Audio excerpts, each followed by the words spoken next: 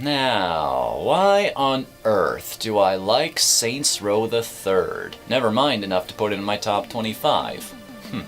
Well, let me count the ways. Shall I start with the character creation, which is so detailed that you can create just about any person you can possibly think of? Or, you know, you could just create an abomination of nature and give it a zombie voice pack.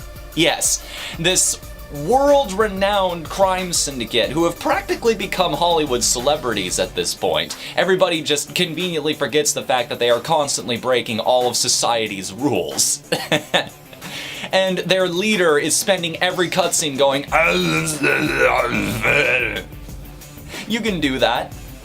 Shall I mention the fact that directly after that, you go through a sequence where you are dive bombing through the air, ducking and weaving around all of the cargo dropped by this plane, and then having to dive bomb through the plane, coming out the other end and then trying to dodge even more shrapnel, all the while your character is sarcastically quipping about how much cargo they actually managed to stuff inside this plane, and then heroically grabbing one of your teammates out of the air before parachuting down to the ground, realizing you need weapons to get revenge against the people who did this to you, and so you go raid a military base for the guns you need. This is the first hour of gameplay.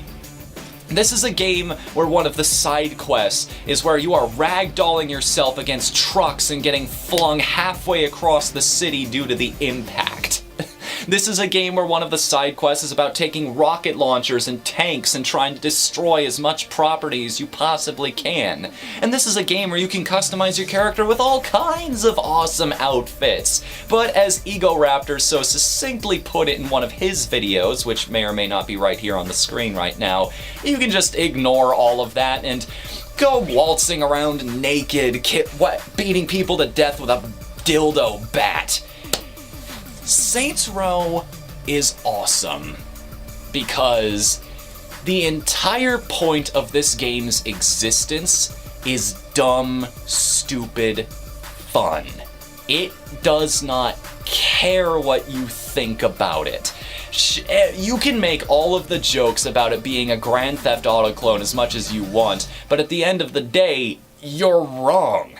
Well, you are right to an extent, but it went off and did its own thing so much to the point where the two series aren't even comparable anymore. Like, Saints Row just embraced the one thing people always end up doing in those games. It realized why people like playing GTA games to begin with, and that's just to see how much chaos, how much confusion and mayhem you can cause as quickly as possible. And it did everything in its power to create a world where it would not only be encouraged for you to do that, but you have all the tools you could possibly need to make that happen. It's a world where it seems like that fits, where you can be that kind of player and not have to feel guilty about it at all. Maybe a little guilty, but then again, it doesn't exactly make you feel bad for all of the citizens in this place that happen to get caught in the crossfire. It's one of those games where you can just indulge in your baser instincts without having to care. It's one of those, there's no malice or anything. It's not trying to send a powerful message or anything like that. It's just, it commits so much to the idea of being idiotic and just basely fun that I can't help but respect it. It's almost artsy in that sense. It must have been so much fun working for the development team on this game, because you know, half of the design meetings must have just been them sitting around in the offices going, you know what this game needs? And then immediately implementing that into the game. It's the Warframe mindset, where they just put things into the game because they think they're cool, and they just kind of design a loose story around that. It also, and speaking of the story, that's not half bad either.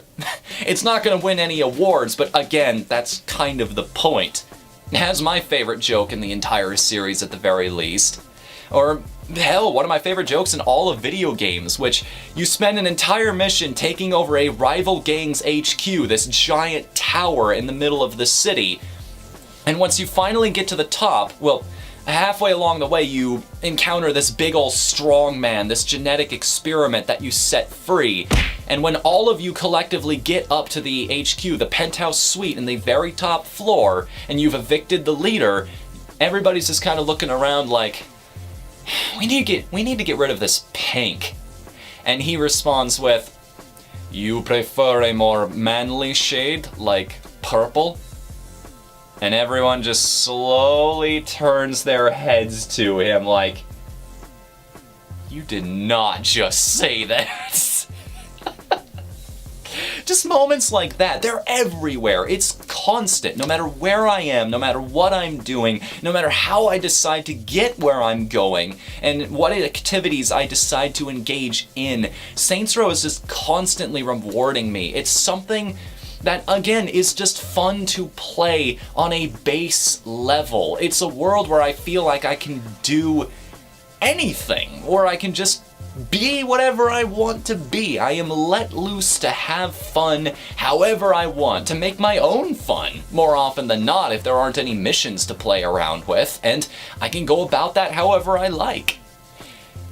It's hard for me not to smile when I think of Saints Row, just because the world is fun, the gameplay is fun, and the characters are fun. It almost feels like an alternate universe Nintendo game in that sense, because everything is centered around that core 3-letter idea, you know? Like, the moment that really sold me on this game, the one point where I knew I was going to love this thing to death for the rest of time, is early on when you get into the car with one of the other characters and he's messing around with the radio, and then all of a sudden What I Got by Sublime starts playing on the radio, and both of them start singing along to it, which, major props to the person who mashed up all of the different PC voice tracks along with the other characters together into one video. You are doing the Lord's work, good sir. Thank you for putting that out there in the world. Some games try really hard to follow certain trends out there. They try really hard to chase the new big thing, to be a part of this genre that people have been gravitating to. And then along comes something like Saints Row, which just does things for the sake of doing them, that just exists in its own little bubble, its own little awesome, hilarious bubble. And when it's so satisfying to play to begin with, yeah, how can I not include it in my favorites? Just go play Saints Row 3. You are truly missing out if you haven't.